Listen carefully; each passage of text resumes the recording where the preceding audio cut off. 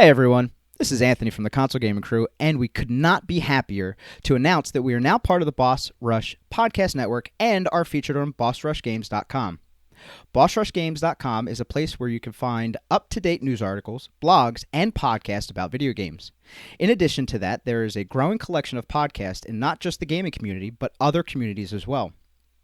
We are honored to be part of such a great network of podcasters, so please stop by and give everyone a listen. Thank you so much and enjoy the show.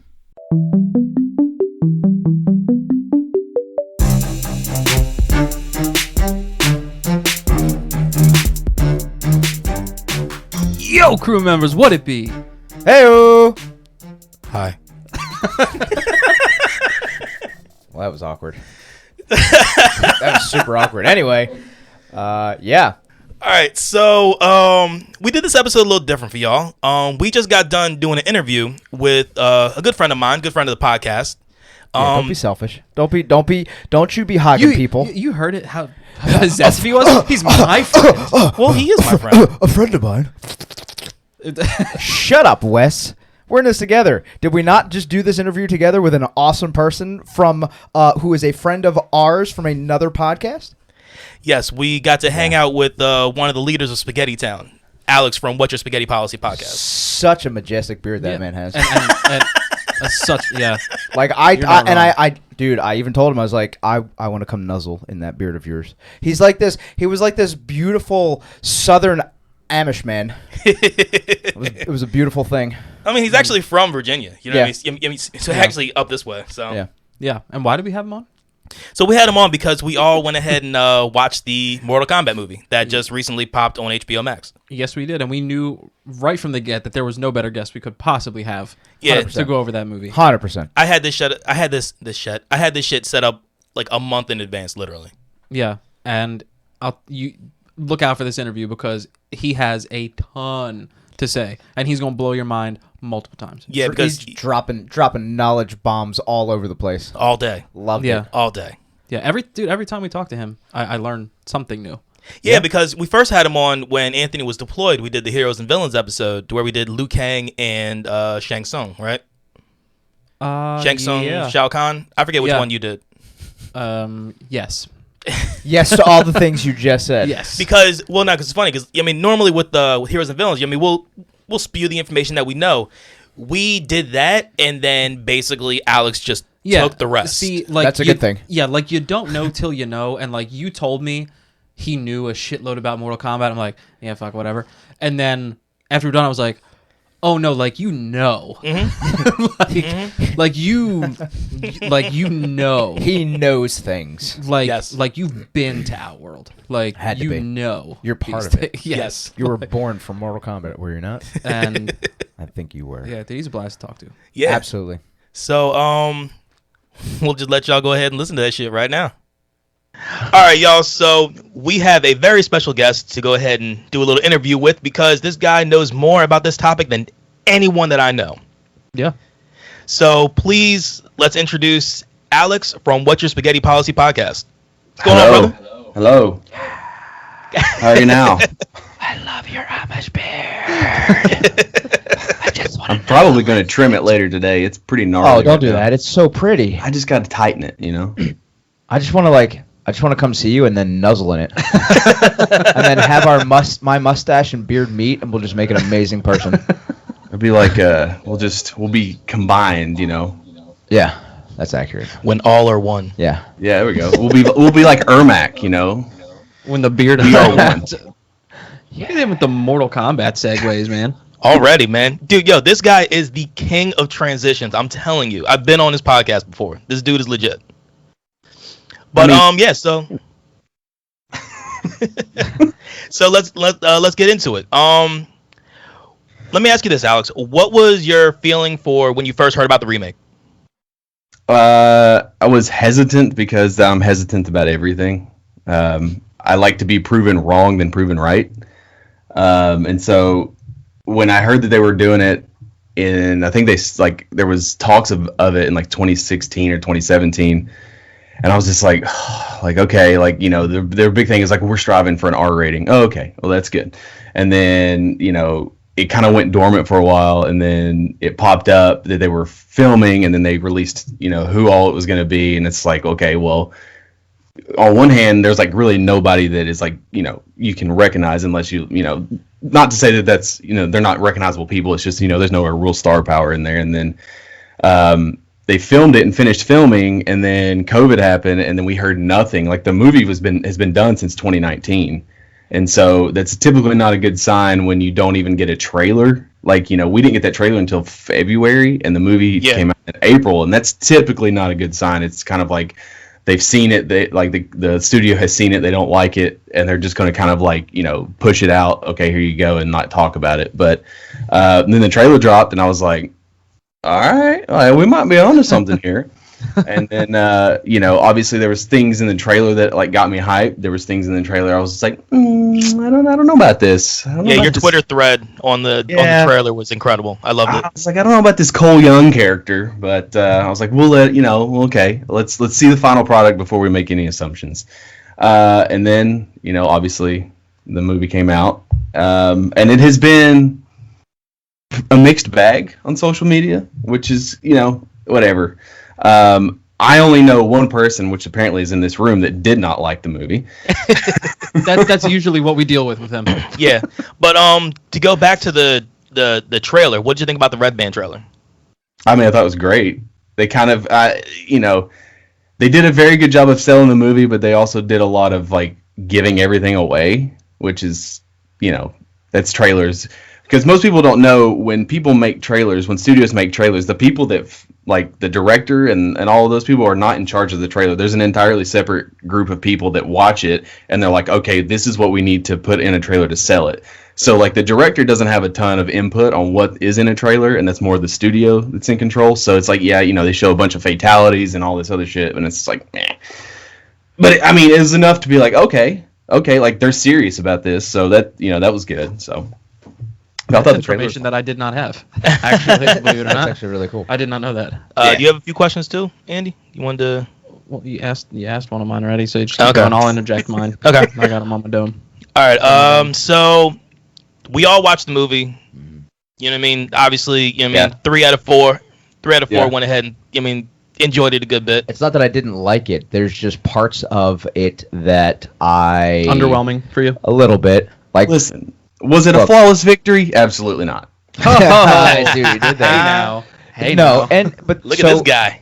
And my knowledge is nowhere, obviously nowhere near as vast as his. But most people are not. when the movie was good in itself, but when I have one character that really keeps me involved in a movie, sorry, two. And the only reason I say 2 is because this is just I felt they did a really good job casting for Scorpion. Yeah. And he was literally only in the beginning of the movie. Well, why did that guy look so familiar? What did I know him from?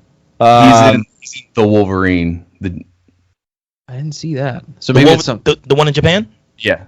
I did. You didn't see that one? No. With a Silver Samurai? I actually like that one. I thought it was good. How about, have you seen Rush Hour 3? I'm going way back. Yes. He was the bad guy. He was the main villain in the white suit at the end of the movie, up on the very top of the Eiffel Tower. Rush Hour 3, what a pull. But see, that's where I know him from. All right, so beautiful. Yeah. All right, so now since we're going ahead and talking about what we think all in all, what would you rank the movie? I'm gonna ask everybody in here. What would you rank the movie from 1 to 5? You all go first. 1 to 5. Can we? I'm not going to give a rookie score. I'm not going whole numbers here. Can we do? Okay. I was going to say, can we do like halves and quarters and stuff? All right, cool. I'm going to go. Actually, now that I said that, I want to give a whole number. But so give a whole number.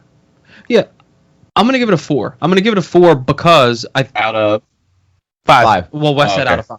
So I'm a 4. I'm not going to hold on. I'm not space. No, you have to leave the room. I'm not going to murder the movie because there was a character that I didn't think would be there. He's going to drive up here from Tennessee and kick your ass. And it just mainly because I thought it was going to be, and maybe that'll change, in another movie when I have even more to go off of. But seeing a character that I didn't expect to be there. I just didn't see them going the route of a completely new character. Of Cole being the pushing the story. I thought I had an idea of what this was going to be. I was like, okay, they have to atone for some past sins here, and they got the R rating they wanted, but they'll probably stick to the characters that we all know and love and build around that. I thought it was going to be way more heavily surrounded with Scorpion and all that stuff. I didn't realize that was going to be gone so fast, but yeah, I'll say a 4. It was good. Cole didn't make me dislike the movie. I just he made me dislike. I wasn't Anthony, but however, I'll give it a 4. Solid 3.25, 3 1/4. Totally fair. 3 1/4. So I definitely. For me, it was definitely the new character. Now, it wasn't the casting overall. The casting overall for the movie was really... I mean, I thought it was really good. Yeah. Except for Raiden. Except for... I liked Raiden. I liked the guy they picked for Raiden, but I didn't like his acting ability for the part, per se.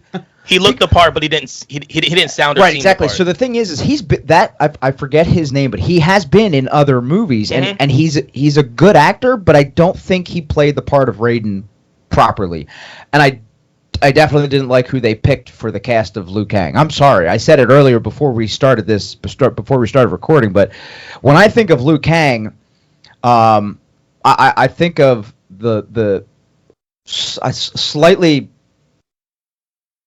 in better shape Liu Kang. Did you see when he was centering his chi? Yeah. Okay. Cool. I'm like stacked, man. sick. I'm 105 pounds soaking wet. No, Liu Kang ain't a big dude. He looked like a bitch. He's very much inspired by the MK11 version of Liu Kang, and not the red and black pants that most people know. Like MK3. Yeah. Don't care. That's what I was looking for. That's the answer I was looking for. Thank you. There was a lot of inspiration costume-wise from MKX and MK11 rather than traditional, because Cabal is very much just like a spitting image of MK11. I was shocked to see Cabal in there at first. I wasn't expecting that. I wasn't either, but it was definitely cool. Sick to see. Yeah. Like and his ability. Go ahead and see that super speed. So that was legit. My wife we watched it together, and she was like, "Oh, that's sick." So her favorite video game is Mortal Kombat, and her knowledge is nowhere near like anybody else's, like yours or ours. But she's still like, when I brought up watching that movie, she was like, "Fuck yeah!" She's like, "It's all I like to play because I don't really play anything else." I was like, "Yeah, I know." But all right, let's do it. I'll probably run it a 4 out of 5. God, you biter, bro. No, piss There's off. so many other numbers you could have chosen. Piss off. Yeah, you could have added decimal it could have been points it could have been like a 4.2. Well, no, I really liked the casting for most of the movie. I really enjoyed. You know what I mean? Having once again seeing Cabal in there, was not expecting that. So cool. Goro looked pretty cool. You know what I mean? Immediately when Jess saw him, Jess was like, he looks like the Hulk. And I'm like, he doesn't look like the shitty animatronics from '95. No, but he looks more like Professor Hulk from Endgame. Okay. You know what I mean? Haven't seen it, but cool. The CGI in the face looked very similar. Thanks for letting me know. Fuck. But I enjoyed the movie. I thought it was fun. I enjoyed the fatalities a lot. You know what I mean? Kung Lao's was fucking incredible. They were pretty cool. The animality, you know what I mean, with the dragon. Yeah. That was sick. You know what I mean? I enjoyed that. I want to say one thing real quick. I was actually kind of excited when I saw the trailer and didn't really recognize many people, because the first thing that I worried about was that they were going to try to overload this thing with superstars or megastars to try to superstars or SARS. Because you definitely said SARS. Superstars. We don't need superstars. to try to make up for an underwhelming story or something like that. So I was actually surprised when I was like, okay, I don't know a lot of these people, so hopefully they're just going to drive a pretty sick I love the home. casting for Sonya. I love the casting for Jax. Kano was hilarious. Kano was so funny. So here's my thing. That was going to be my next question for you. Alex, who out of the entire movie, who did you felt more drawn to? Like, who was your favorite character that you thought they did the best with in the movie?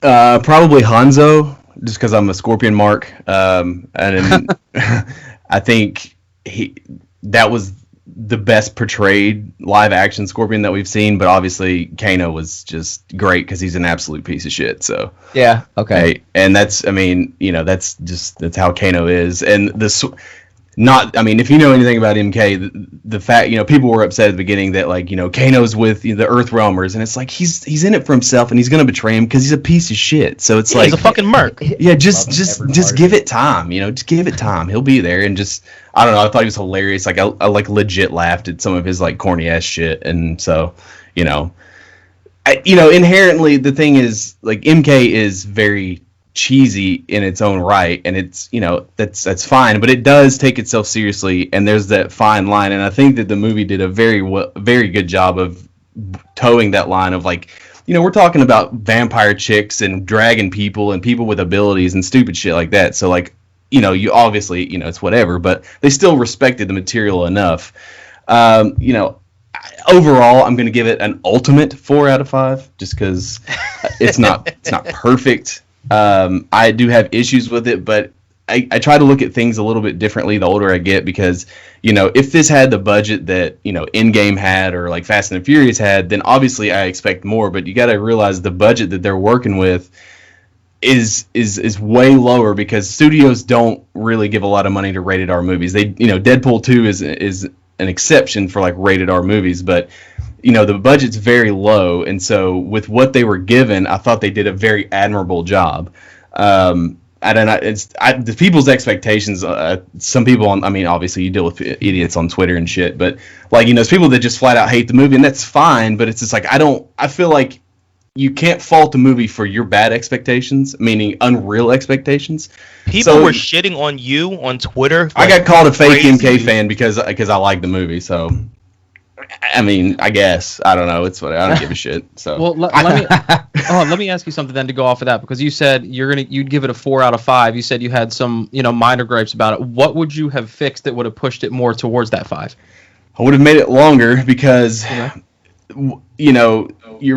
a movie. There's a lot that I can go in a lot of different directions. Obviously, I wanted more Hanzo. I wanted more Scorpion. I would have liked a little bit more on-screen time with Kung Lao and Liu Kang, because that's the first time. It's the first time we've ever seen those two on screen together in a live action. And I would have loved to see more Kung Lao. They only have like two scenes of dialogue together, and it's like, yeah, they're cool. It's the Shaolin monks, and that's badass. But I don't know. I just felt like there could have been more time taken, and not necessarily more exposition given, but like, one of the issues that I think is fair is that you don't really know who these bad guys are, right? Like, you've got Melina and General Reiko and Cabal, and like, they're just like goons, right? For Shang Tsung, and it's like, okay, well, that's fine, but like, what is their motivation? You don't really know any of their motivation other than like they're just there to fight for Shang Tsung. When it's just like, okay, I just think you could have done a little bit more as far as like the background stories of some of them are concerned. The whole thing with like Cole Young, I had texted some friends, and I may have even texted you, Wes, about the plot twist that I saw. I was like, he's going to be related to Hanzo, because as time has went on, Scorpion has become not just the logo of MK, but he's also become like a main focus of the story. And if you've ever watched Scorpion's Revenge, which I highly suggest, it's the best non-game. I haven't yet, but I will. So good. Like, I cannot recommend it enough. It's my favorite non-game MK version, and it's brutal, and it's so good, and it's very, very close to what MK1 is, as far as like, they all go to Shang Tsung's island and they do all this, but it also twists at the end and focuses more on Scorpion than it does, because say what you will, Scorpion and Sub-Zero are the two mascots of MK, so you need more of them. Liu Kang used to be the poster child, he's not anymore, and he hasn't been for a long time. So give me more of that. Give me a little bit more Outworld. We saw Shang Tsung like 3 times, and it's like, okay, like, I know what his motivation is going in, but the casual person has no idea from a story standpoint, other than, okay, well, he's trying to take over Earthrealm, but like, he also breaks all these rules, and that's, people got all upset about that. It's like, well, he's trying to not have a tournament, and it's like you can't sit here and argue with somebody about, well, the story, motherfucker. They have rebooted their entire series twice in the last 10 years and 3 times overall. There are 3 different timelines within the MK universe that are canonical, by the way, and so like, and one of the big complaints was like, there's no tournament. Well, okay, listen, there's 11 games, and they're out of 11 games, there's only 3 tournaments. The first game is a tournament Liu Kang wins. MK2 is a fake tournament held in Outworld because Shang Tsung gets pissed off that he loses, and Shao Kahn's like, fuck this, let's just have one here. And then Liu Kang wins again. After that, Shao Kahn's like, fuck all this, I'm just going to invade Earth, I don't give a shit anymore. So there are no more tournaments after that until they reboot the fucking series in MK9, and it's just a retelling of MK1, 2, and 3. That's it. 3 tournaments in 11 games. So don't bitch and complain to me about, oh, there's no tournament. It doesn't matter. It doesn't matter anymore. It's like, who cares? So, like, that was one of the big things that, like, everyone was complaining about. I'm just like, whatever. Like, the 95 film is good. Like, that's kind of like what video game movies would kind of hold that. That's like the standard. Yep. I like that movie a lot.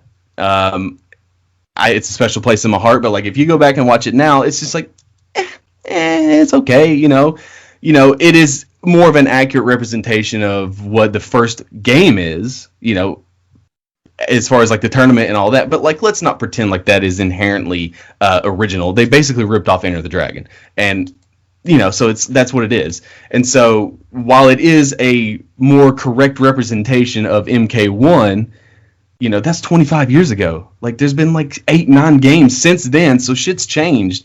And so that's more about the characters that are involved in the universe rather than, like, the actual tournament that no one really gives a shit about anyway. Like, it's a means for, like, it's a reason for everyone to get together, but it's not exactly what you play for anymore. Like, it's like I said, the tournament's not important anymore. And so, I don't know. Shang Tsung, I thought, was, as far as, like, what he's very devious. So, like, he's not going to play by the rules. And then, like, oh, well, Raiden, he could stop all of this by just stepping in. Well, he's bound by the Elder Gods. He can't. He's not allowed to. And then once Sub-Zero is defeated, spoilers, that's when Raiden's like, oh, well, fuck this. I'm gonna interfere. So it's like, okay, well, whatever. That is what it is. I don't care. But I'm very curious. I didn't love Cole Young. I don't like.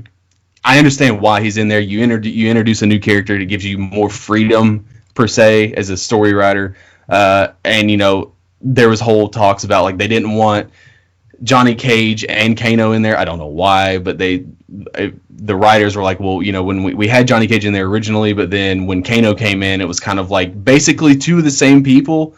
They're one's good, one's bad. They're both basically kind of the same. So now that Kano is dead, there's room for Johnny Cage to come in, and 2, I think that it's not. I don't think it's a bad idea to bring in somebody like a Ryan Reynolds or Miz, WWE Miz, in there. Like, that, people have been fan casting those. And, like, I don't like that, whatever, but, like, I don't think it's a bad idea to bring that star, like, that recognition in there.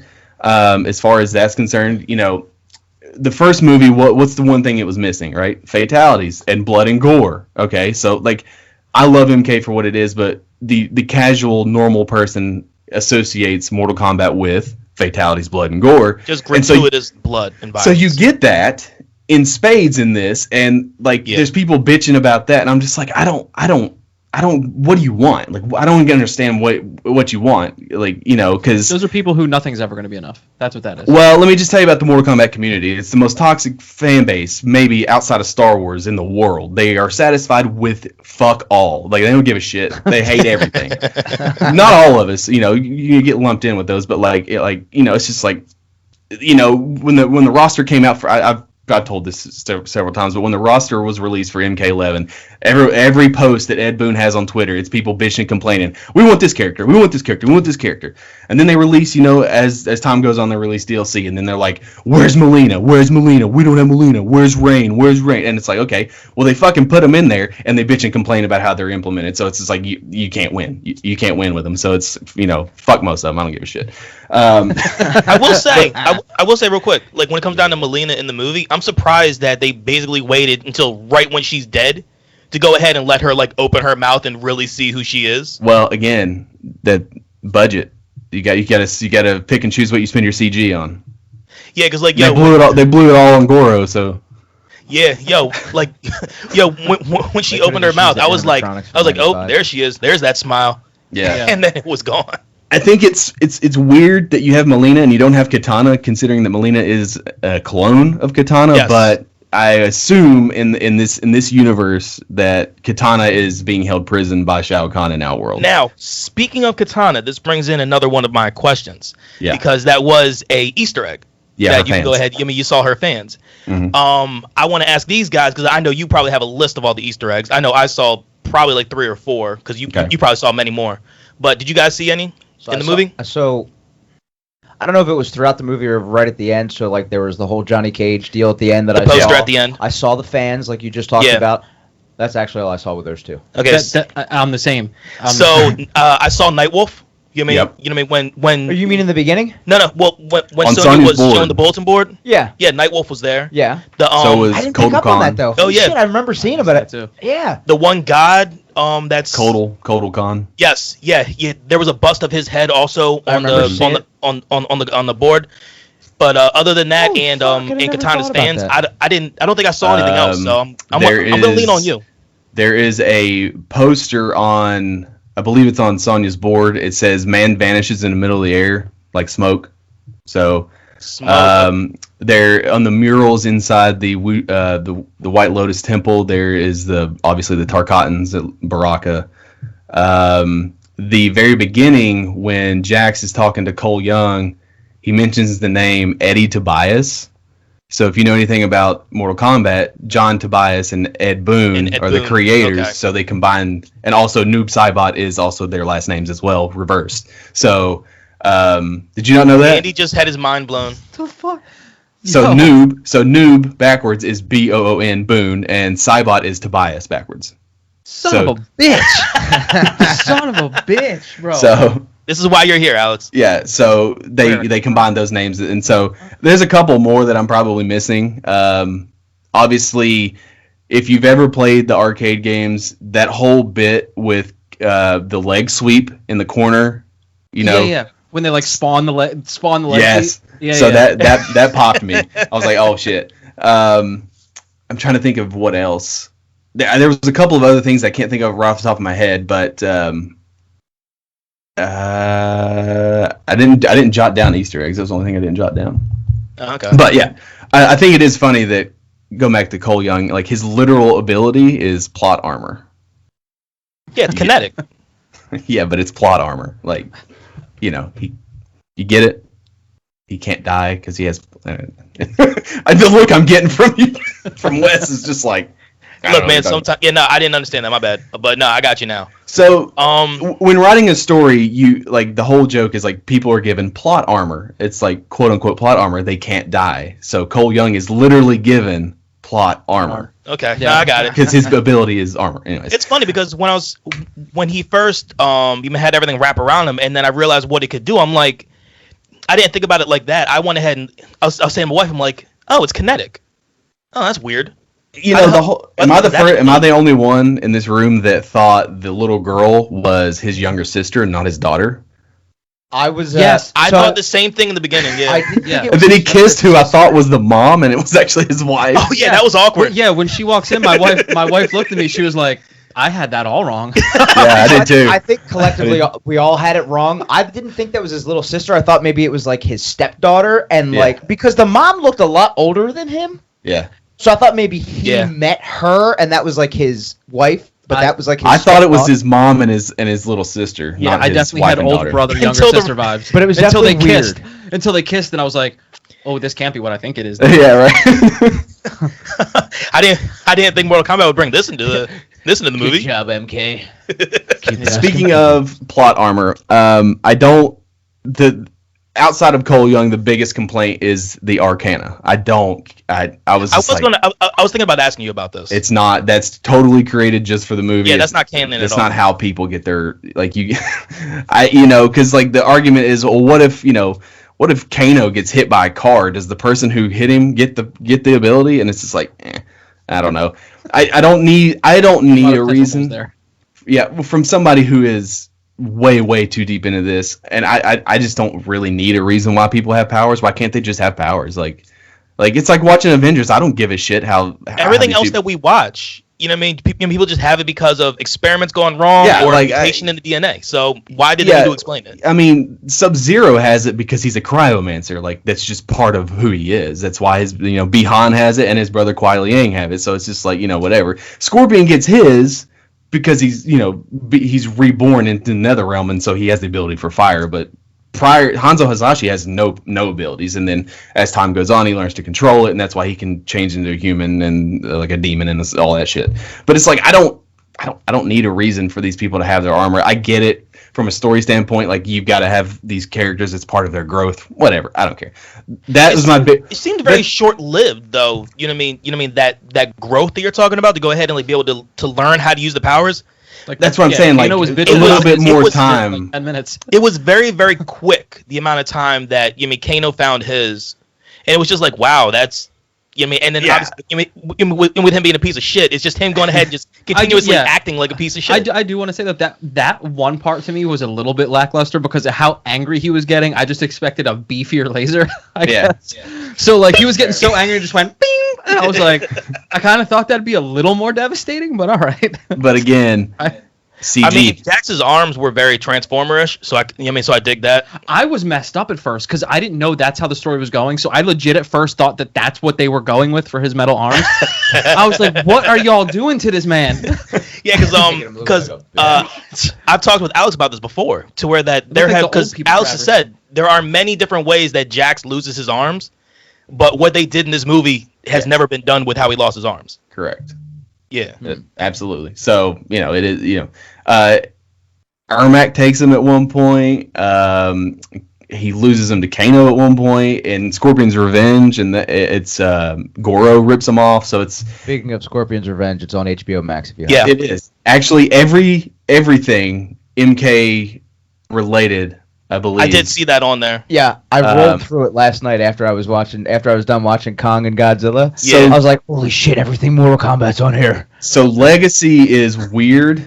It started out as a web series, and then if you go in thinking that, if you watch it, it's 2 seasons. If you go in thinking, okay, this was a web series budget, it is a modern retelling. It's like they take all of the a lot of the mysticism out, and they take a lot of the the Shaolin and the Japanese and Chinese influence of that, and they put it into like modern day. It's not bad. The coolest one is where you see Hydro, which is like Sector and Cyrax. It's episode 7 of season 1 of Legacy. It is dope as hell. It is 3 robots fighting each other. Each episode's like 7 to 10 minutes, so it's not very long. Short. It's not bad. There's one thing, if you ever get a chance, you should look it up. I don't know if it's still on YouTube. It's called Rebirth, and it was literally a short film that was pitched before this movie, the 2021 movie. It was like, I want to say it was the guy that was in charge of.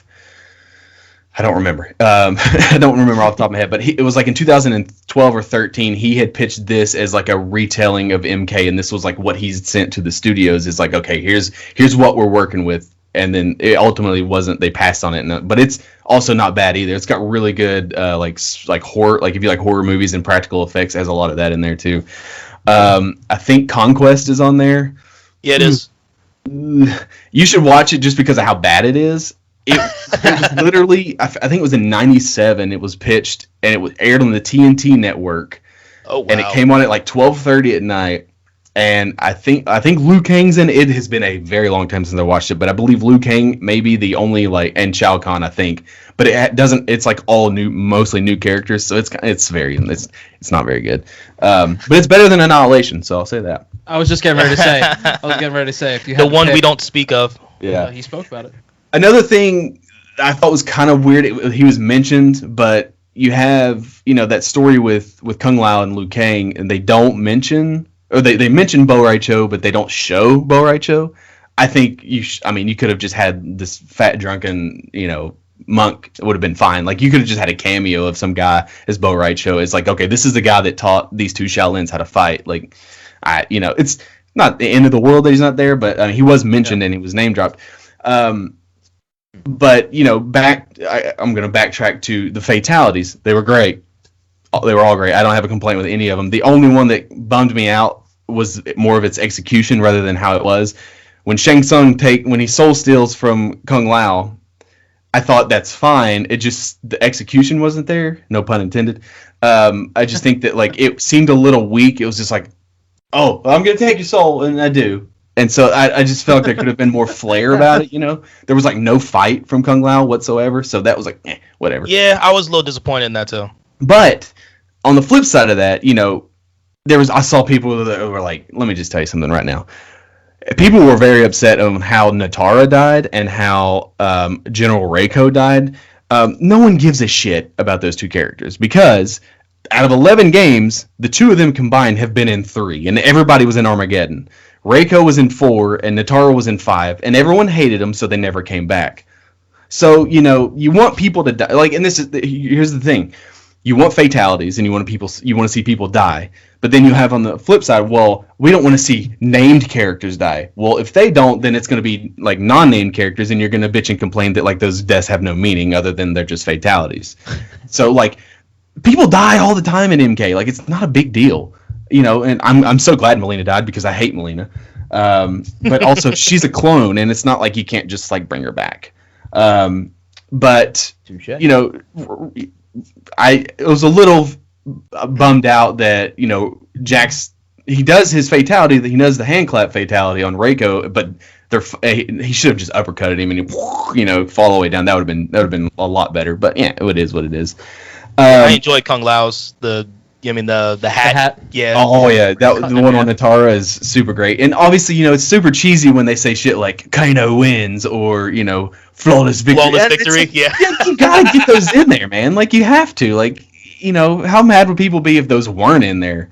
I mean, look, it had to be in there because there's a cheesiness there that you have to. And that's exactly what it is. Yeah. I mean, there's a little bit of a cheesy corniness to it, to where it's like, all right, I mean, it has to be said. Yeah. I mean, those are some of the most iconic lines in the history of the like game universe. Yeah. So the only thing missing was Toasty, but apparently they did record a scene where that was in there, but they took it out. There's apparently like 5 hours of fight scenes that are not there.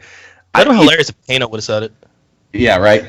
I thought Kano and Cabal, oh my god, their entire like chemistry together is so good. Yeah, because they're both Black Dragon. They're both pieces of shit. They're just terrible people. And that whole Cabal's first line where he's just like, you know, yeah, that scream really makes my pants move, or whatever he said. I don't know what it was, but it was I just like laughed. I thought Cabal was really good. I thought again, Kano for what he was.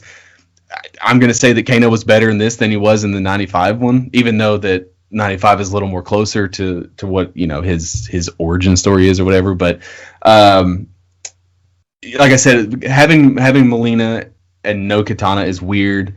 I wasn't sure if that was Reptile in the beginning, that Kano, you know, pulls his heart out. That's an MK1 fatality. I thought it was just like like the same species of Reptile, but it has since been confirmed that it was Reptile.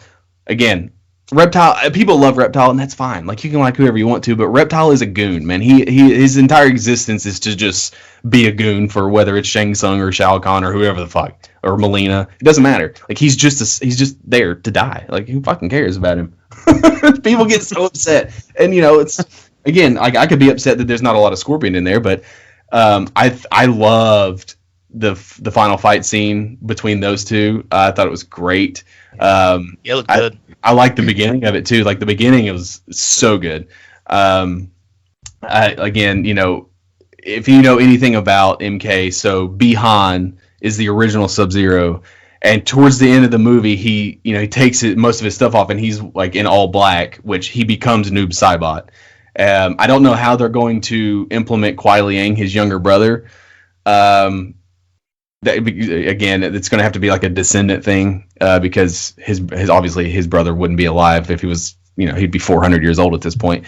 So that's kind of sort of the issues you run into with, like, you know, modern time sort of things. You know, for the longest time, it's been, you know, Sub-Zero kills Scorpion, and then, you know, Scorpion turns around and kills him, and then there's that whole rivalry, and then there's also where when they rebooted it in MK9, it's Quan Chi who is dressed up and basically looks like Sub-Zero, and that's so then later, as it goes on later on, Kuai Liang and Hanzo don't have an issue with each other. They're kind of not really friends, but they don't hate each other like they used to.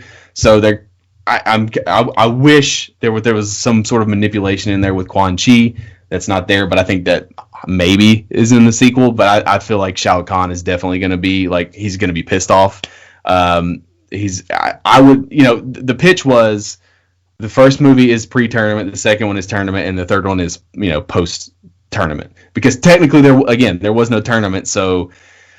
You're essentially in the same place you were before the movie starts that you are at the end of it, right? Nothing really progresses in terms of story-wise. You get a bunch of exposition as far as like, okay, here's these people. Yeah, we get fatalities and shit, but the tournament's not really that important. It is, but it isn't. It's not really why we watch it. But I'm trying to look at my notes. What else I've got?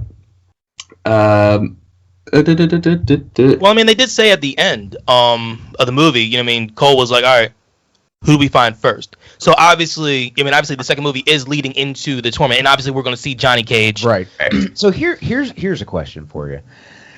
Being the movie is what it is, would you have rather seen them go more of an origin? This is what I thought, more of an origin story for Scorpion and Sub-Zero, because originally when I first saw like the trailers and stuff like that, that's what you thought it was going to be. I was like, hey, this is going to be badass because maybe they're going to go a bit of like an origin story for Scorpion.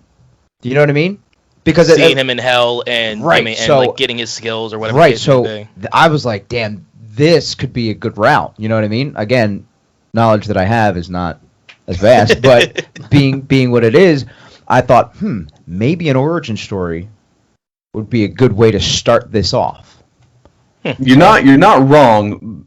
You got to look at it through Hollywood's eyes, right? So they've already said, we want this to be successful, and we want to make an MCU. We want to have, a side story. We want to have like a prequel with the Shaolin monks. We want to have, your Fire and Ice, your Bihan and or the Shirai Ryu and the and everything like that. But right. And the Lin Kuei, and you can even do a side story where later on the Lin Kuei moves into the cybernetics, and that's there's all sorts of shit. That's the thing about MK, like the universe is gigantic, and you can do all sorts of shit. Right. But from a studio standpoint and from a writer standpoint, you have to be careful about what you don't want to blow your load on the first movie, right? Right. So that's why you hold Johnny Cage back. That's why you hold Shao Kahn back, but also. You have to be careful because you don't want it to feel like it's not like it's bare. So that's why you put in Melina and Reiko, and like you can get these fatalities and these deaths. That's like, okay, so we still got the tone there, and then again, it's not fun when the good guys always win. So Kung Lao dying, okay, it's fine. Like I don't really care. I like Kung Lao, but I have no real sentimental attachment to him whatsoever. So like you can't. You can't hold back, but you also have to hold back a little bit just in case, because this may be the only chance they get.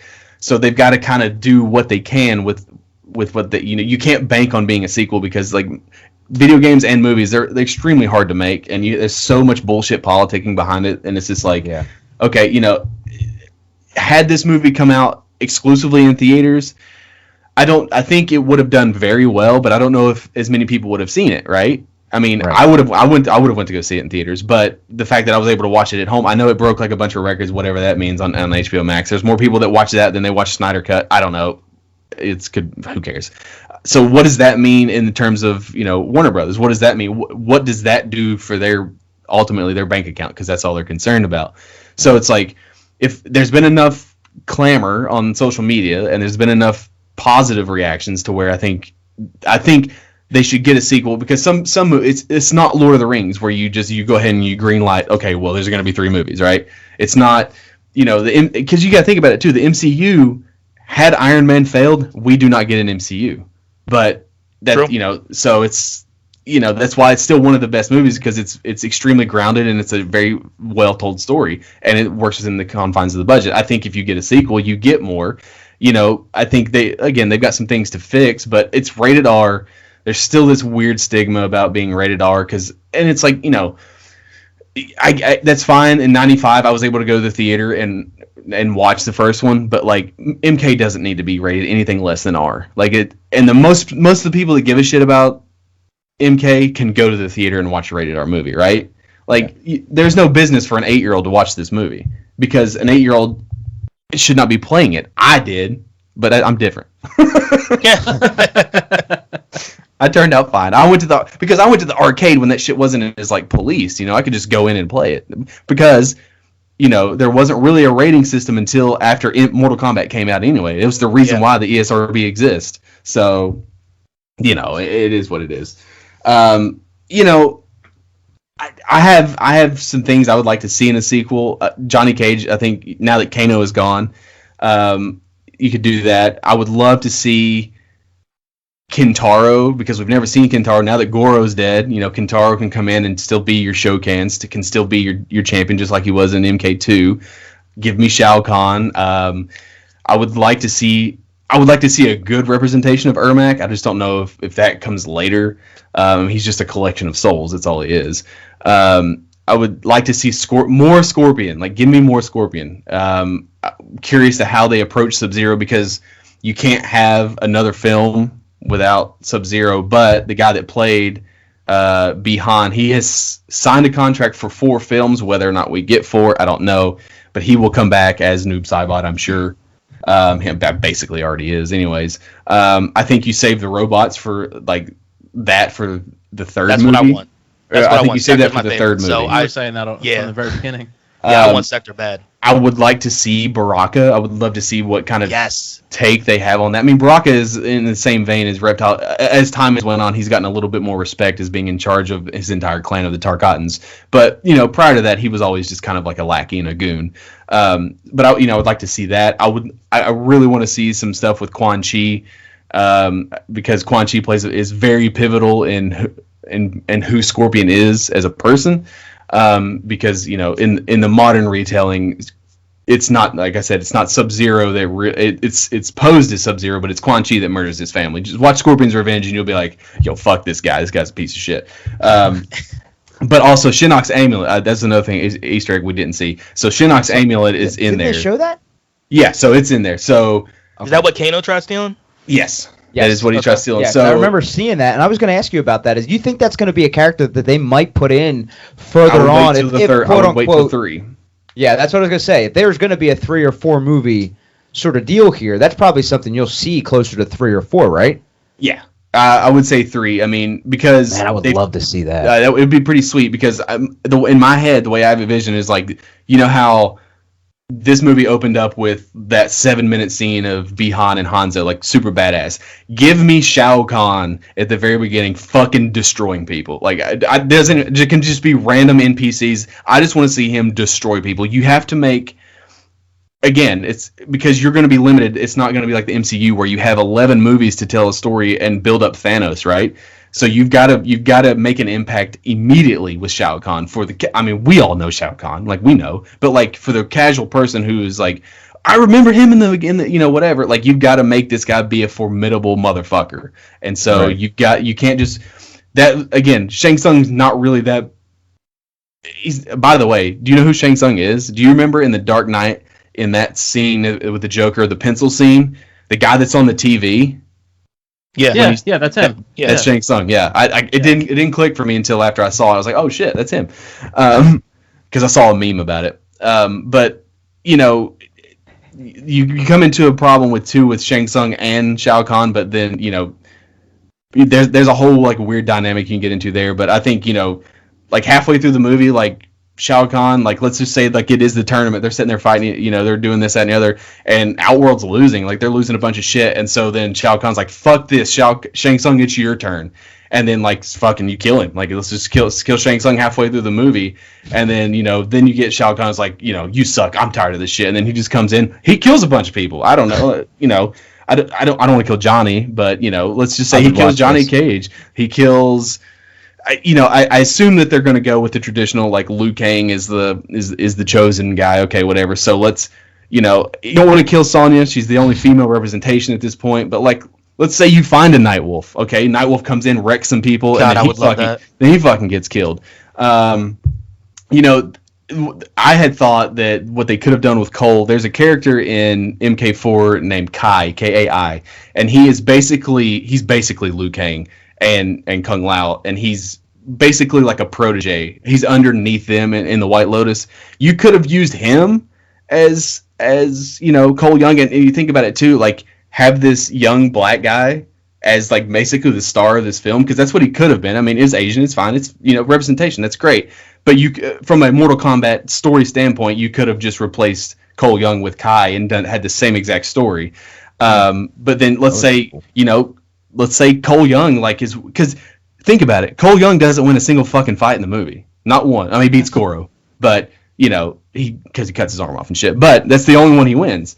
But like, let's say he's going in and it's his turn to fight, and then Shao Kahn just like wrecks the shit out of him, like just takes his hammer and like uppercuts him. His fucking spine comes out. Like, here we go. So then, you've set it up. Okay, so Shao Kahn's just beat like 3 or 4 like Earthrealmers, and it's like, okay, so then this is where your Liu Kang comes in. This is where he's like, okay, he's got to get his chi, and then give me like a 10-minute fight scene, like.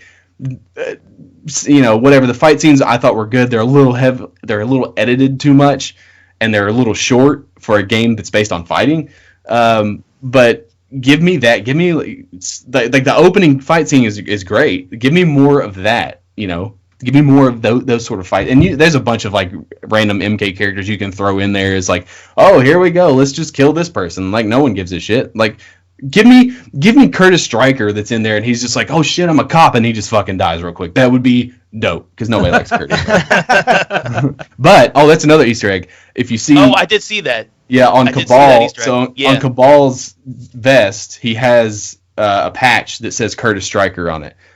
Oh. So in MK9, in MK9, Cabal is not burnt up, but he and Stryker are partners, and then a bunch of shit happens, and that's when Kano takes over for Cabal and brings him in the Black Dragon, gives him the respirator, and that's why he turns evil, because it's like, I've done all this shit, and like no one gives a shit, so that's how he turns evil. Or he's Cabal's kind of an anti-hero. He plays both sides. So there's a character that's in Mortal Kombat Deception that literally people are dying to make a resurgence. He was in the MKX comic book. His name's Havoc, and he comes from the Chaos Realm, and if you ever see a picture of him, he looks like a ghoul. He looks like a ghoul from Fallout, and he has like almost no face, which is kind of a reference back to, there was a character that was teased and like leaked during an April Fool's called No Face. It's super deep, like no one gives a shit.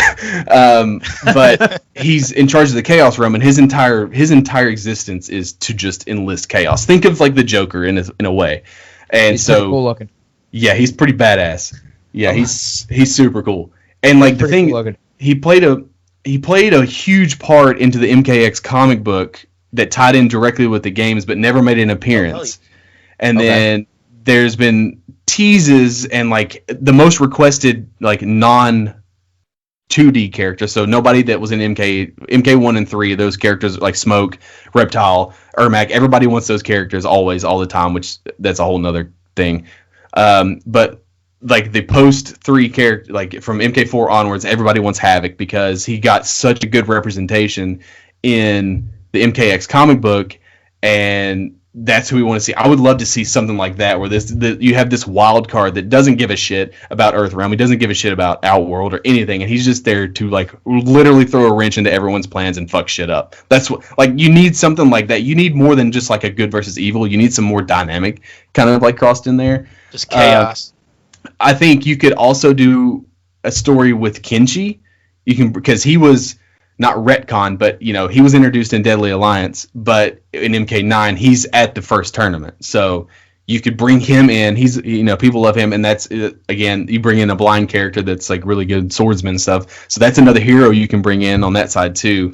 He and Ermac kind of share similar abilities, so again, you don't want to retread as far as like characters and stuff, because some of them have, you could also introduce Frost, but again, they may go Frost instead of Sub-Zero 2, but I don't know. I don't know what their plans are.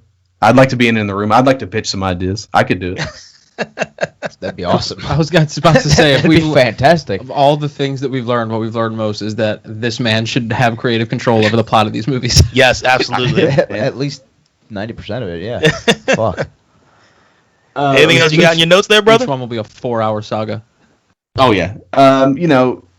the biggest complaint that I don't fight, because it's like you get on online on Twitter and it's like, do I want to engage these idiots? And then the one is like, well, the plot is paper thin, and you can literally, if Raiden steps in, there's well, then none of this happens. Okay, sure, but then there's no movie, right? You can pick apart a plot in any movie and be like, well, if you change this, then there's no movie, right? Yeah, dude.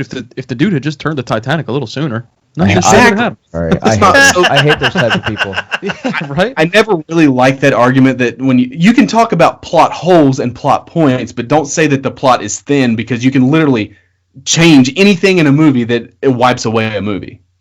And so, like, again, I'm not shitting on anybody for liking Fast and the Furious. That's awesome if you do. I think it's dumb. But like, I'm not shitting on people for liking it, and the story is really dumb, and each one they go and it gets more and more absurd, which is totally cool. But like, are we bitching about some of the acting in that? Are we bitching about their stories? No, we go to watch it because it's big dumb fun, and it's fun to watch. So turn your brain off. Turn your brain off and enjoy it. I'm doing this because it's big dumb fun. I like that. That could be a new saying I use. I watched this movie with the stupidest smile on my face for like an hour and 15 minutes. I was just like a child. I was just giddy as hell. I was like, oh! Like, it was literally, I was audible. I was sitting by myself with headphones on. I was watching it with my PS5 headphones, and I was like, hey! Like, I was talking as if there was people with me. That's how much I like it. So, like, if you don't like it, it's perfectly fine. I don't care. But like, if you're gonna come at somebody, and this is with anything, that's fine that you don't like things. We all have opinions, and that's fine, and that's part of what makes us human. You've got to have not validation, but you can't just come and be like, well, that was stupid. Okay, well, let's break it down, because what you like is also dumb. Superheroes are dumb. I love superheroes. I'm a huge comic book nerd. But like, watching sports can be argued as being dumb. I love sports. And so it's just like, you can't just like, if you're going to come at somebody and criticize shit, you better come swinging, and you better come with like legit reasons not to like something. I'm notorious. I don't like Breath of the Wild. I can give you legitimate reasons why I don't like it. But, again, there's legit. He doesn't like it. He doesn't like Cole. That's fine. You don't like Cole. That's fine. I don't like him either. If he takes away your enjoyment of the movie, that's perfectly valid. But don't sit here and be like, oh, well, there's no tournament, motherfucker. There's no tournament. It doesn't matter. Like, who cares? Oh, well, Reiko died. Okay, no one gives a shit about Reiko. The people who created him don't like him either. So, this is the best rant I've ever heard. This is what I wanted. This is what I wanted. Yo, I hit Alex up literally like a month ago, being like, dude, when we watch this movie, we need you on. Yeah. And 100%. This is exactly why, because this man knows more than anybody I've ever met about anything that has to do with Mortal Kombat. The Moon Knight show comes out on Disney. I'm gonna rip that motherfucker to shreds, and I'll probably. Oh, I know you will. Too, yeah, probably. Yo, he is a diehard Moon Knight fan. It's so weird. The things that are like MK, Moon Knight, Mortal Kombat. I don't know what it is. That is very true. You do. I understand what you're saying, though. You do come across those people sometimes that when they don't come with any real reason for why they hate something, you just look at them and be like, oh, you just don't like when people enjoy things. Yeah, you're just a shithead. Yeah, like I get a lot of shit because I don't like Dark Souls and Demon Souls style of games, right? Because I don't find okay, they're great. I'm sure they're great. Tons of people love them. I'm not a masochist. I don't give a shit if like you beat something that's really hard. If you beat it with a fucking twig, awesome, cool for you. That ain't me. That ain't how I work. I play video games for the main thing is because I want it to be fun. If I'm playing something and it is not fun for me, then that is a good enough reason for me not to like anything. I give Wes, Ian. Yes. Ian and I we go back and forth on this. He doesn't like God of War. He thinks it's too dark, it's too dreary, it's not fun. Perfectly. He doesn't like Last of Us. Thinks it's too somber. Life is depressing enough. Perfectly okay. That's perfectly fine. It's just not his style. That's fine. There's a misconception with me. Games that are hard are fine. It just made my heart hurt. Look, in the end, he's a good dude though. Yeah, he really I'm is. not mad at someone because they don't like something. He's a good guy. Yeah, it's just that he's the one that shits on Alex all the time for Breath of the Wild. I'm just mad at I tried, and I get a lot of shit for not liking Demon Souls, Dark Souls, Bloodborne, and all that shit. And it's like I've tried with an open mind to play it. Something being hard is not a problem. Something that is unfun and hard is a problem. Doom Eternal is fucking insanely hard. I loved it. And it was so fun. And it had that fun factor with me to where it's like, okay, I'm getting frustrated. I've got to step away. But like when you leave, you're thinking, okay, what can I do differently? Then you jump back in and you fucking beat it, right? Demon Souls to me is unfun, and I have no desire to continue. So that's where my issues fall with those. It's same thing with Breath of the Wild. Like I don't give a shit. Like it's just like it's not what I wanted in a Zelda. That's fine that people love it. Lots of people love it. I'm in the minority of people who don't like it. But again, I also think things can be overrated and still be good. So when you throw the word overrated out for Breath of the Wild, people come at you like they're gonna burn it out. Yeah, what's funny about that though is when you're someone like myself, who that's my favorite game franchise of all time, and I'm balls deep in those games, I understand people that don't like Breath of the Wild. Yeah, I understand it. He's also crying inside, and he's just not mentioning it. No, dude, that Breath of the Wild I enjoyed, but that's not in my top 5 of Zelda games. That's fair. And if it is your number 1, that's also fine too. Yeah, it's just I'm not hating on it. Like I'm not saying it's the worst game I've ever played and it doesn't deserve like people shouldn't it doesn't deserve to be played and given a shot and all that. But like I said, when you're as balls deep in Hyrule history as I am, and I love that shit. Yes, it is. I can understand it. I had Amy on the podcast. We didn't get to this, but we had talked off mic as far as game difficulty is concerned, because a lot of people like games that are really hard. I don't know where you all stand on it, but like, now real quick sidetrack. When he says Amy, he means Amy Mallet from IGN. From IGN. Yeah. That's amazing. That's now one of his friends. Yeah, we're like we're chums, man. That's what. No, I'm just kidding. So, should a game be hard at the beginning, or should it be hard at the end? What do you think? I think there needs to be a scale up of difficulty. There has to be a progression. You would think so, but think about it. Here's how I think about it logically. It should be harder in the beginning because, like, let's just say you're playing something like Hollow Knight. Hollow Knight is extremely hard at the beginning, like almost to where like I didn't want to continue. But as you go, you're supposed to be getting better, so therefore the game should be easier, right?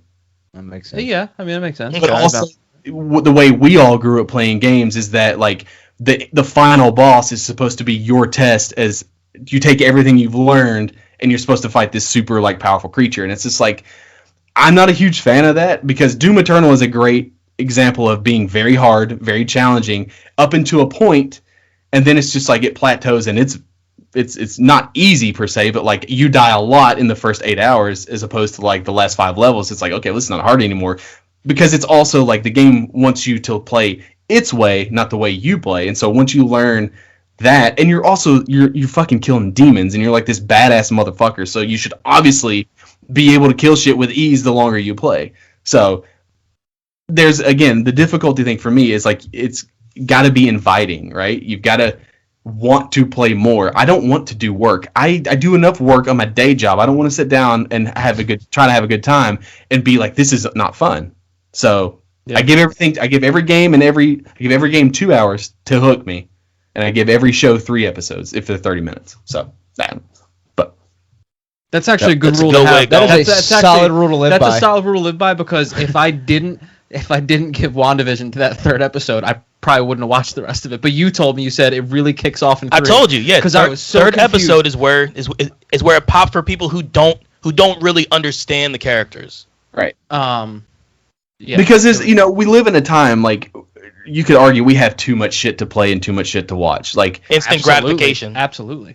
In a way. So we live in and that's the whole thing where like, you watch that first episode of Falcon and the Winter Soldier, they spend a big part of their budget in episode 1 because it's there to hook you. Episode 2 and 3, it's whatever. And then they start ramping up at 4, 5, and 6.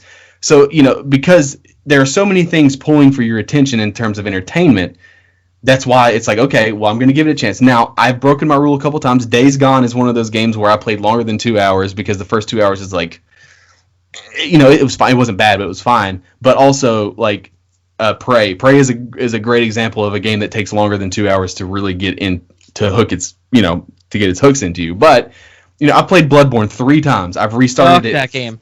Fuck that game. Dude. And like that's why Dark Souls sucks too. Same thing. Everyone's like, "Oh, well, you've got to get past the first boss." Okay, you can. Well, I did. My third playthrough, I finally got through it, and like I got to the part because Jacob eventually got to there's this big bonfire in the town, and I'm just like, "Yo, I don't give a shit. And that's the thing, and that's okay. It's okay if you don't like something. But like, we need to stop going out of our way to shit on people for not liking things. I do it too. I do it with my friends, but I don't go searching for people on Twitter and be like, "Oh my god, you didn't like Last of Us?" Like, you know, I don't, because who gives a shit? Because there's something else that they probably like that you don't, and it's like, okay, life's too short to like play shit you don't like and watch shit you don't like. If you don't like it, it's okay. It's okay, man. Man. It's funny enough. I actually haven't. That's a game so far that I actually haven't heard anybody not like. Same with Ghost of Tsushima. What? Last of Us. I haven't heard anyone be like, yeah, I didn't. Ian does not like it. Because he prefers, you know, Jack and Daxter. Well, I understand his reasoning. I mean, what you brought about it being, you know, too dark and, you know, somber, and I mean, I get that argument. And my argument to that is like, you know, Jack and Daxter's fine, that's great, but like I prefer Naughty Dog's everything post Uncharted 1. So I like the more serious tone on shit. Oh yeah.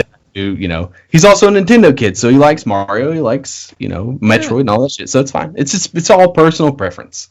It's why we are human. That game's hard as shit too. I beat it, but it's hard. It's fun. You said you had a few questions you wanted to drop in. Do you have anything? Every single thing I was going to ask in his own notes he handled. Yes. That was that thing. Like, You made my job so easy. Yeah, Well, I don't know if you guys know this. You guys have a podcast, but like, I like to talk. Hey, we like to talk to people who like to talk. Sometimes works too out much. great. It does work out great. Nah, yeah, man, I'm completely done on my questions though. So how about we ask you this, man? Since we do this little segment at the end of the episodes, we always ask what we're playing. Alex, what are you playing? I've been in this weird, like, not funk, because that's the wrong word, and in this weird phase of, like, I've had the PS5 since launch, and, you know, I beat Miles Morales, and then I you know, I've played a couple games here and there, but, like, there's been nothing that's been, like, I've got to turn my PS5 on. So I've dabbled in some stuff on Game Pass. I've got a backlog on Steam that's, like, insanely long, over 200 games on Steam, and I've got a bunch of shit on Switch. So I've just been trying to, like, dabble to find something that's, like, gonna grab me. I weirdly enough, I've been playing Hunt with my co-host Jacob, which is a game that, like, I would never play because it's a battle royale and it's kind of like a roguelite battle royale. So if you die, you lose everything, and it's just like, that's not my style of game. But there's something about it. It's so uniquely different from anything out there that it's, like, really great. If you're playing with people, it's not fun by yourself, obviously. I also needed something to play on this new fancy PC that I got, or that One you built? Yeah, well, yeah. And then Jacob built it, but yeah, I helped. I paid for it. I paid for it all. Listen, He passed them the parts. I accumulated all the parts, and I've had to since do things and add things to it that I've done myself. But actually, I got Returnal yesterday, and I played a little bit on the stream. I'm excited to jump back into that. It's one of those, again, hard but fair kind of sort of things. I like roguelites a lot, but I bounce off them very quickly because I need a sense, and with every game that I play, I need a sense of progression. I need a sense of, okay, I don't like doing the same shit over and over again, expecting the same result, right? Like, this definition of insanity. So, like, I need to not necessarily, you know, obviously you go in because it's roguelite, so it's all random and shit. So you go in, you get to the boss, you die. Okay, well, the next run, maybe you don't even get to the boss, you make a mistake, you kill, you die. But, like, I don't want to do that for 5-6 hours and not make any progress. And it goes further than get good. Like, it's a game. It's supposed to be played. It's supposed to be inviting. It's supposed to. And so far, what I've played, it's interesting enough. I think I played for like 2 hours, but I mean, it's enough to where, like, I want to go in and keep playing more. So, and it has a story behind it. It's not just like you jump in, you do this. Most roguelites are, you know, 2D, like Metroidvania style. So, but for those style of games, I think Dead Cells is kind of like what I hold all roguelites to. It's either if it's got to be like Dead Cells or it's not going to be good at all. So, you know, I don't like roguelites where it's completely, you jump in, you die, you lose everything. I want permanent upgrades. I want, you know, to unlock stuff through what yada yada yada. So, but that's Returnal. I started this game called Kentucky Route Zero. I have no idea what it's about. I heard you and Amy talking about it. We talked about that on here, didn't we? We had no idea. Bro, It was one of the games of the month or something, right? It was really, It was in the we well, talked no, about I think it was part of a showcase, and yeah. and when they broke down what it was, we tried looking into it, and we still didn't know what the fuck it was. It's very avant-garde, so it's just kind of like this super artsy, like you really don't know what it is until you get to episode 5 sort of deal. And it was a big deal because it was released in episodes through time, and it's in development for like 7 years. You're like you work for this antique shop, and you're going to deliver your final your final delivery.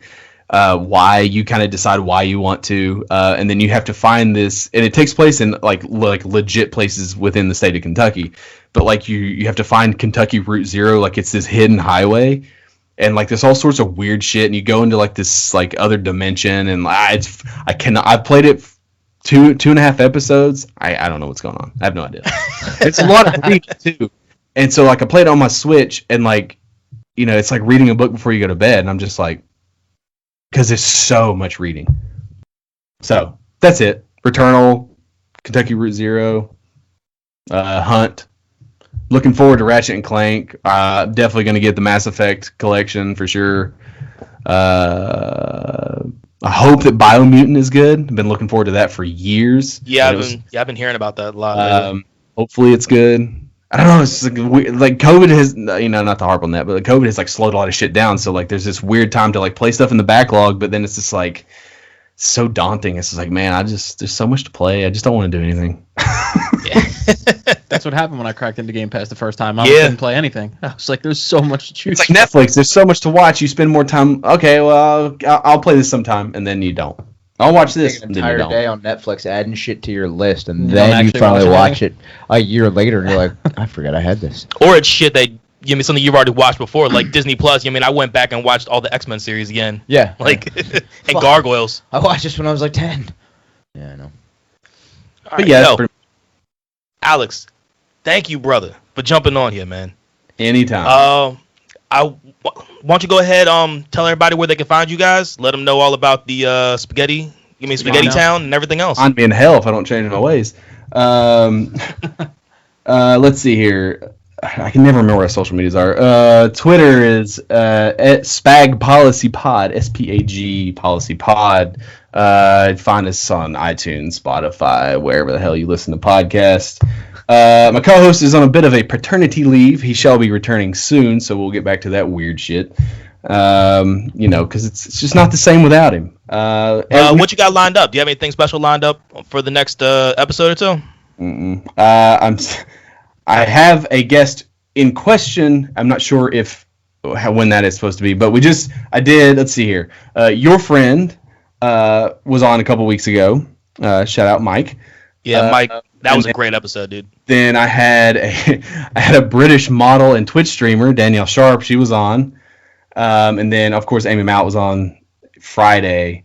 New episodes every Friday. Give us a follow on Twitter. You know, it's just, you know. It's whatever. It's so weird, man. It's so weird, like, promoting a podcast, because it's like, you can tell people about it, but then, like, you know, you can't make anybody listen to your shit, so. Oh, of course. Speaking of you playing Returnal, how about you tell everybody where they find you on Twitch? Oh shit, we just changed our name to twitch.tv/Lords of Spaghetti. Yeah, that sounds right. It's either Lord or Lords. I'm pretty sure it's Lords with an S. So, I might stream some more. I don't know. I hope you do, man. I'll definitely watch if you do. I enjoyed the little bit that I saw, because Andy was streaming last night, so I had to jump on that one. I had to leave.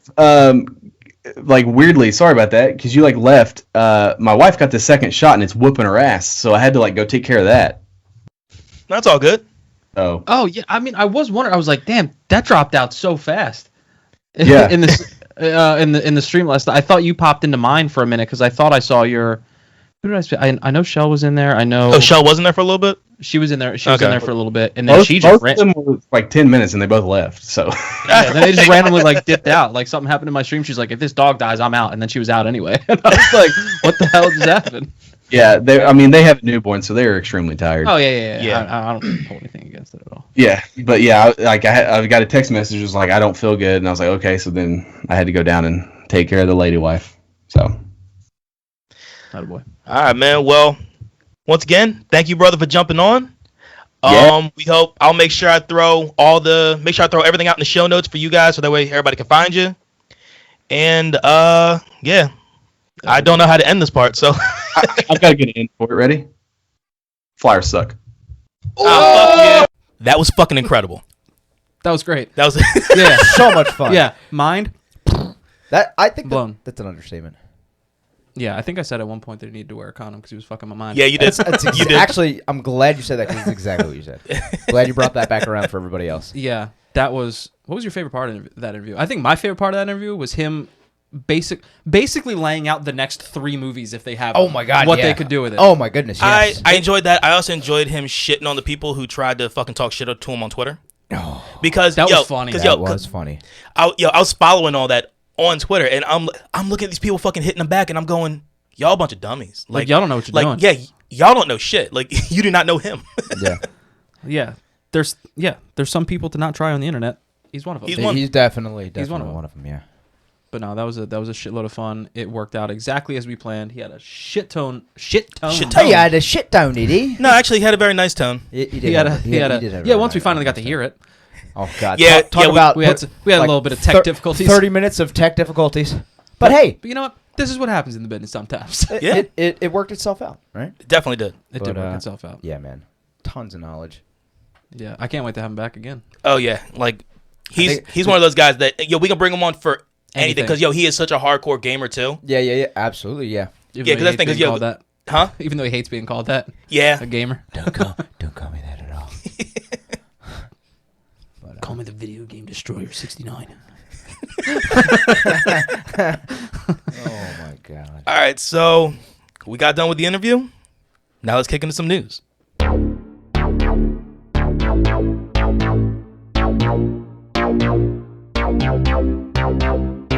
Yeah, I don't got much when it comes down to news today, so we're just going to just jump right into it. Fallout. Jesus, we were just talking about Fallout. Fall Guys has gotten delayed for the Switch and Xbox, but they are working on the crossplay when it comes down to the game. So Mediatonic announced in the news in a blog update that they're sharing that with so many new opportunities now in our hands, we've realized that our previously announced summer 2021 Switch and Xbox release schedule is unfortunately too soon for us to include all the tasty new features that they're working on. Now, one of the things that they will go ahead and do is that by the time you get to go ahead and be able to play on Switch and Xbox, because they just obviously you can play it on PC now, and you can also play it on PlayStation, which is where I play it. By the time you get to go ahead and play it on the other consoles, you will now be able to play. They had all new platforms. Players will be able to stumble in harmony with their pals, regardless of their platform of their choice. So it's coming all down to cross-play, and it doesn't matter what you have. If you want a game, we can game together. I'm excited because I missed it when it was free, and ever since then I've wanted to play it because it just looks like tons of fun. It is. So I'm excited. It can be infuriating, like it really can be, but I like it is that, though. so much fun. I like that. Another random little thing that I have has to do with Pokemon Snap. So I want to try to figure out how many Pokemon are actually in this game, right? I mean, because you figure, with this game, you're going to go ahead and have, how many Pokemon are now in all of the gens? 4,000. Something along those lines. So, so what I have learned is that there are 214 Pokemon in the new Pokemon Snap game, and it is a large variety across all regions. Because this is all in the Lental region that this game is based in. So you get to go ahead. You get to see Charizard, Pikachu. You see a whole bunch of Gen 1s. I'm pretty sure you get to see all from like the most recent region, the Galar. I believe it's yeah. But so that game's already released as of when us recording right now. So that came out on the April 30th. Sweet. Yeah, so I'm actually really excited to go ahead and pick that up. I think it's gonna be a bunch of fun. My kid's gonna love it. But Andy, you said you got something else? I'm gonna love it. I'm 32, but I'm gonna love it. Yeah, there was a little story that coming out of Naughty Dog that The Last of Us Part 3 actually has a plot, but it's not being made yet. So this answer, it was enough to give my balls a little tickle, but they just left it at a tickle. So sometimes all you want is a tip. So Naughty Dog apparently has already written a story outline for Last of Us Part 3, but isn't making the sequel right now. Creative director Neil Druckmann says he hopes it can, quote-unquote, one day see the light of day. When he was speaking on an episode of a Script Apart podcast talking about the writing on Part 2, he touched briefly on a sequel, said, I don't know how much I want to reveal, but I did write an outline for a story that we're not making yet, but I hope one day can see the light of day that explores a little bit of what happens after the events of Last of Us Part 2, and seeing as how it won... Oh, that was another thing that I have to actually look up. Something about The Last of Us Part 2 in awards. I think it's like... Well, it won the most awards in like the history of games now. Yeah, because I think we just had DICE just happened recently, the DICE Awards. Okay. Yeah, I mean, it happened like middle of April or something like that. But look, I'm not surprised. I'm not surprised at all. Yeah, The Last of Us Part 2 is the most awarded game in history. Yeah, at this point. Yeah, That's it now insane. has 261 awards to its name. Jesus. And it just came out last year. That's insane. Or this year. Come on, dude. Yeah, that is insane. So to think that there's a third one floating around out there somewhere gives me hope. At least written, you know what I mean? Yeah. It's out there in the ether, written out. It's Yeah. just the fact of just getting everything done. And there's definitely more. Again, I'm not going to spoil it because I hope to God that at some point everyone in this room gets to play it because obviously, I still need judging to by the finish the awards, first one, it's that so. good. So I don't want to spoil anything, but there's definitely answers that you need. All right. And that's all we have in news. So, y'all need to stop laughing at me when I do this. Because now it's just become a thing. Do you ever notice we usually just start talking over him too when he does it? You guys do that a lot. Yeah, I do. But now we want to ask. Now I want to ask y'all. I was like, we ain't asking you shit. Yeah, there's two of them over there. Yeah, this guy and this guy.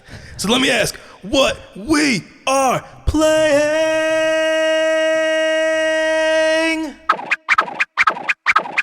You might as well tell both of Wes's personalities what you're playing. So, Yeah! Mr. Wee over there, and you, why are you touching my foot? That was. Don't do it again. I saw you look down like you were about to.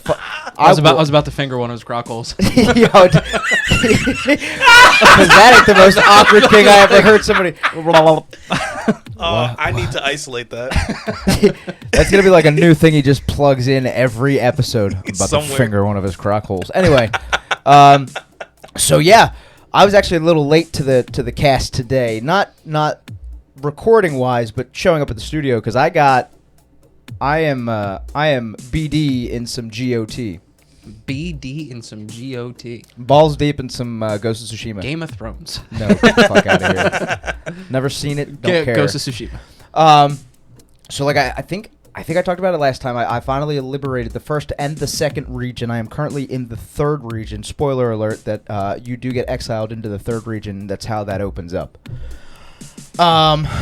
Currently I am halfway through the liberation of the third part of the map. It's insane. It's an absolutely crazy area because of the elements that you're dealing with. Okay. I'll put it that way. But the story, it still has not stopped. You know what I mean? It just keeps pulling me in further and further and further between the side missions and the little stories that go with the side missions, and then the main story. This game has literally capped off everything that I look for in a video game. Kind of like when we did the interview a while ago. Alex said it best. When I'm playing a video game, I want it to be fun. Oh, right? yeah. Well, for me, Ghost of Tsushima has done that. It has checked every box that I've wanted. You know, with the short stories and the story in total and the single player and all that kind of stuff. But it's fun. Like when I'm done here, when we're done this cast. That's where you're going? That's where I'm going. I'm going to finish laundry, right? Because Nice. I'm doing that, and then I'm going to literally sit until I have to pick up my daughter from her mum's, which will be like looks like 3 hours. So I got another 3 hours of Ghost of Tsushima to play. So we got to get this cast done. Yeah. But that's what I've been doing so far. All right. I picked up a Nintendo Switch Lite. Mm-hmm. I can see it from here. It's behind your right shoulder. Yes, it is. And I have been heavy into Animal Crossing. I ended up I transferred my character over to the Switch Lite, and then I got my own island. Yeah, how'd that work out for you for your daughter? My daughter was quite upset. Like she literally sat there and goes, "Daddy, why don't you want to be on the island with me and mommy anymore?" That's a tough conversation to have. Not really. If my daughter was asked that, I'd be like, I deal with you enough every day. Well, no, look, I Problem went solved. ahead and You were nicer though. yeah, Much nicer. Attaboy. I'm like honestly, there's not. Look, there is a way to go ahead and like I can play on the light. There's not and enough room there, for daddy. you know what I mean, and then we all could still be on the same island, but going through the Reddit threads on how to do it was just very confusing. So I just, gotcha. you know what I mean, So so I you're said to hell with it. I just went ahead and just did my own island. Nice. That's about all I have been playing really. I have not been on my other consoles much. I'll be honest. Damn, that's how you know it's insane. I just love it when you have a conversation with someone and like you let them know that something's gonna happen, and then it happens and you're seeing it. That's what happens. When I said that you get your hands on Animal Crossing and it's just nothing else exists for a while. Why do you think I haven't bought it yet? I'm serious, dude. Yeah, you got to wait until GOT's done or what? Like you got to make sure that you got some time. Yeah, because like at night I have been just. You know what's gonna happen? My oldest goes to bed. Problem solved. Because I have the Nintendo Switch Lite. Next deployment done. That's what I'll buy before I deploy. Ooh, that'd be It'll good. keep me There you busy go. at nights. Oh yeah. Yeah. Yes, Yeah. definitely will. Absolutely. There we go. But I have my own island. I have it upgraded pretty good. I have a bug room. You know what I mean? Literally, so. Andy's gonna know this. When you go upstairs in your house, that big room you have, it's almost full of bugs. That's my bedroom. Nope, Not him. That's my master bedroom. that's my bug room His because is master bug room. Yep. Yep, hell yeah. Jinx, you owe me a Pepsi. I'm not gonna say the other company because I just don't like that. There's other a they're in company the they're in the fridge. Oh, But fair. other than that, little man's getting upset. Well, him and his man voice. yeah, it's almost time for a nap for him. So, Come up here. Sorry. but so did a little bit of the stream for Destiny 2. I mean, normal Gambit run. After that, we actually switched over to Outriders. Played that for a little bit. I was off on Monday and Tuesday because I went ahead and got my second shot. So I had a little time to go ahead and actually play a little later at night. You trying to hide the third eye? Where's it at? Why don't you tell me you were off, bro? Hey. I work from home, man. I probably could have play a game with you for a little bit, man. He's so sad. I don't know. Well, like during the day, Bad friend. Like, notice he told us that he's off on Monday. See that shit? Come on, bro. Get with the program. during the day, plan ahead. like with that Switch Lite, that was all I got to play because my daughter was very, you know, like on Tuesday, you know, she's not at school, so it's. I mean, I had to be there. I had to be present I to, be, gotcha. to go ahead and be a part of everything. Now we know why this son of a bitch takes like 2 hours to answer sometimes. Our next text will just be like, dude, put Animal Crossing down and talk to us for a second. Yeah, it's pertinent. Meanwhile, I'm in the middle of trying to go ahead and hit the next achievement on my casting, so I want you to go ahead and calm the fuck down. All right, well, chill Oh yeah, I got aggressive. partner. It was the other him that came out. partner. Yeah, that was his other personality. Damn it. The aggressive one. It was the we. Yeah. No pun intended. But yeah, Overall, that's- you're enjoying it though. I see. Oh, I'm loving it. boy. I want to figure out something else that I can go ahead and play on that as well to go ahead and just kind of just break my time up. Like, I know there's moments that are frustrating, like when you lose fish and bugs and shit like that, but dude, in totality, how calming is that fucking game? When you hear that music and just you just sit down and just like, this is just relaxing. No, like honestly, it's a good time. But like, look, at night I'm tired of shit anyway. So like, I'll go ahead and I'll play, and then I'll start doing. I'll be like, shit. Well, you already beat Marvel Ultimate Alliance 3, yes? Yes. Okay. I mean, I didn't buy any of the DLCs. So why don't you do that? Yeah, I could. I just got to transfer that stuff over. That'll I give can you- go ahead and that'll- play. yeah, that'll it'll give give you me a something little else. You also still got to finish Ori too. Yes, I do. Yeah, I still need to work on Ori 2. Once I get my shit fucking fixed, I'm gonna beat the first and second one before he even You gets are. it You. done. I said this to probably Anthony. will. I said this because he was like, I don't know what to start with. He was like, well, you guys start with Ori, so I may start with that. I was Yeah, like, I dude, mean, I might as well, You dude. won't be disappointed. I was like, I will bet you at this point you will finish both of them before Wes does. Yeah. Yeah. More than likely. No, you're not wrong. But yeah, that's what I've been doing so far. So what about you, Blair Witch? Well, before I even get to that, speaking of Ori, I beat the second one. Yes, you did. This motherfucker sent us a text. I guess because you texted me, but I'm guessing you texted him the same thing. You were like, "I'm happy, Yeah. but I'm really Yeah. sad right now." Yeah, because when you do that, achievement hunt and trophy hunt and stuff, and you finally get all of them, then aside there's from no if you going really back. want to, there's really no reason To go to back go back in the and play game. again. So I was like, Yeah. man, this is a journey that's officially come to a close now. So, Yeah. yeah, And you've had so much fun with it. I loved, and man, it's not often that you play a game, you play the sequel. The sequel's better, but it doesn't necessarily blow you away. The second game is The first one was stunning. The second one was like it was ridiculous. Yeah. How good that was. So yeah, I beat the game on normal, and then I did my speed run, did all those achievements, and then I played the game on hard. And funny enough, I beat probably because I already knew certain places to go, but I beat the game on hard like 8 hours shorter than I beat the game on normal. Really? Yeah. You know what though? That would make sense though, because Yeah. what you just said. I mean, like you knew what knew to expect in like certain I knew areas. certain places to go. Like Yep. there was a lot. I'm telling you, if you ever do those like types of achievement things, it's easier to beat the game on hard than it is to do the speed run, because generally I try to kill two birds with one stone. So I do the speed run and the one life difficulty on the same thing. So there's so much restarting areas and reloading your old save to go back in because you died and all that. Because dude, you know how, like this is no joke. When you play the game, just playing on normal, I guarantee you by the end of the game, because they track it all, you'll have somewhere between 100 and 150 deaths.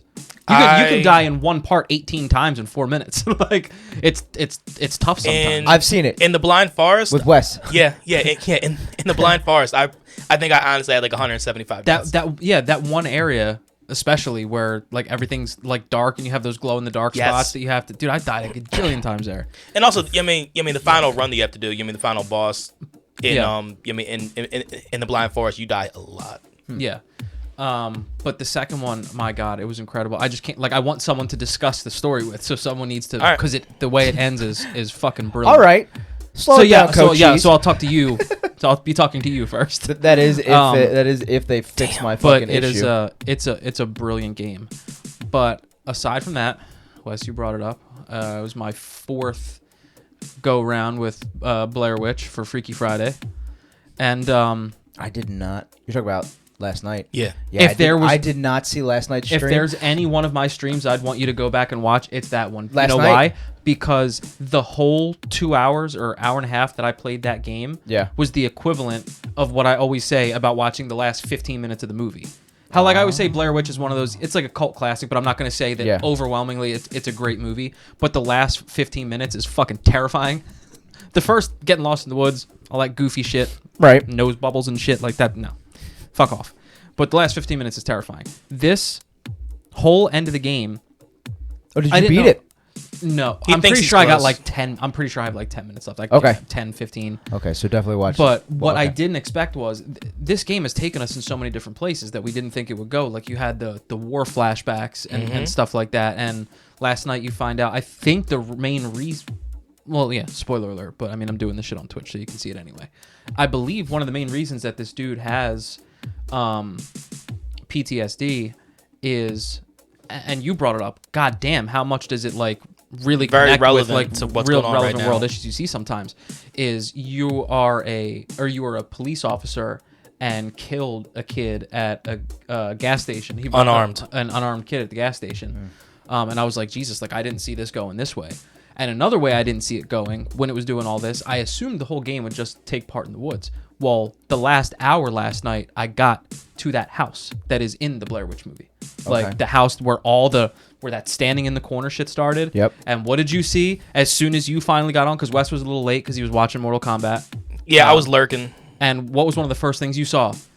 It gets to a point where you go in this house and your flashlight doesn't really work too well anymore, so you're just using the camcorder. Oh, no. And I'm walking around, and I get into this room, and you just see this dude just standing there in the corner of the room. And, dude, I paused. I was like, no. Adrian, No. Adrian had a blast watching. Watching you stream. Oh, He loves watching this gameplay like so much. I want props, though, because I'm wondering if No, this... fuck if this, you. No, You're not getting them. and Adrian will give them to me. Because if you guys were watching... I wasn't. Dude, like, this could have gone so many different ways. And I'm wondering if this ends up lending itself to the... Selfish. You'll understand why. Okay, go ahead. You said there was like 4 different endings, right? Yeah. So I don't know if this one decision had anything to do with how it would end, but basically you're in this... It's not even necessarily... You're like following... Remember how that serial killer dude was like telling me to follow the trail at the end of the last week when I did it? Well, that's where I picked it up. And the dog like saw something and took off and ran like off this cliff. And like he wasn't dead, but I'm pretty sure he like broke its leg or something, so I picked him up. And you're walking like down this like around they're like rock trenches almost that you're in, and you're walking around and you walk and it's just like going in a circle, and the dog the whole time, it was heartbreaking the whole time, this dog is like horrendously whimpering because it like broke its leg. And you're like walking around with this dog. That's where Shell, who was in with us, was like, if this dog dies, I'm out of here. And Adrian was saying the same shit, like, you better not, because at one point when I'm following that serial killer's clues, the last clue was a gun, and he told me to kill the dog. He was like, now kill this dog. Obviously I did not. Dog took off and broke its arm. So I'm walking in circles and I see nowhere to go. And my dude's starting to do that thing as I'm holding the dog where like it looks like he's starting to go crazy. But I'm walking around, and every time you go around in a circle, more and more writing pops up on the wall. And eventually you see that it says, let dying dogs lie. And it said hold left bumper to just leave the dog. And I was like, dude, I was like, I'll die here or I'll run in this circle for eternity if I have to. And I shit you not, I'm wondering if a lot of people do, because you go ahead and watch the video. I walked in circles with nothing happening for about 10 full minutes. And then finally, like, the game let me go without letting the dog go. And I was like, I want my props, because anyone else, because at the 5 or 6 minute mark, I was talking to Adrian and I was like, I may have to. Like, I don't know that I don't know that I'll be able to finish the game if I don't. I may have to do this. And even he said the same thing. He's like, dude, the game's got other plans. I think you just have to.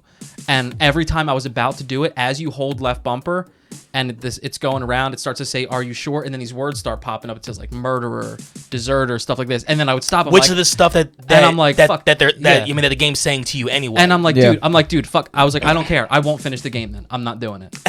I walked around for like another 5 minutes. So I wonder how many people actually would have left the dog, because it took 10 real life minutes of me walking around. And finally, so I was like, dude, I want props for holding out and not killing this fucking dog. Letting this dog go. So the thing is like Wes said, it's got 4 endings. That might be. I'm wondering if that might be a pivotal moment. That might be one of the endings that most people did not get. So this is going to be an exciting. This is going to be an exciting finish to this game. I'm interested to look into it afterwards. But yeah, then inevitably you end up in this house, and then everything starts going goofy in this house. You walk in one door, it takes you back to the beginning. There was one part where the house was all broken down, and I start walking through the hallway, and it just starts like fucking putting itself back together as I'm walking through it. The boards start coming back up, and there's people just standing in corners, staring, furniture hanging and furniture bleeding. hanging. It went bananas. It got to the point, dude. If you watch the stream, I jumped like 15 times.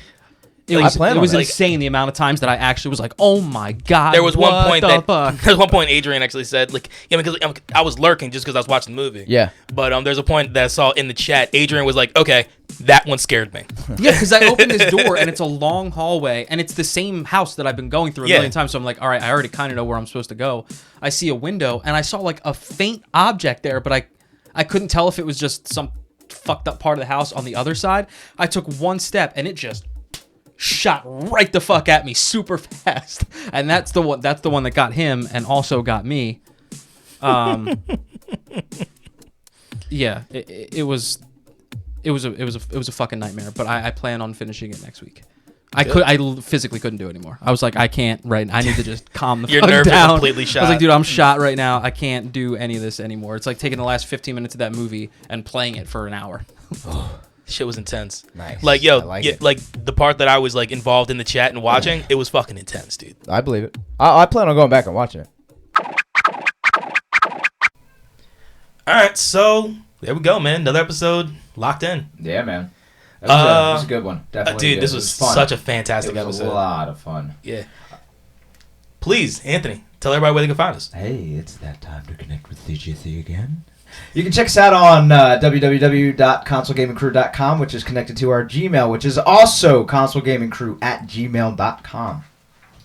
You can check us out on our Twitter, which is @ConsoleCrew, our YouTube handle, which is Console Gaming Crew.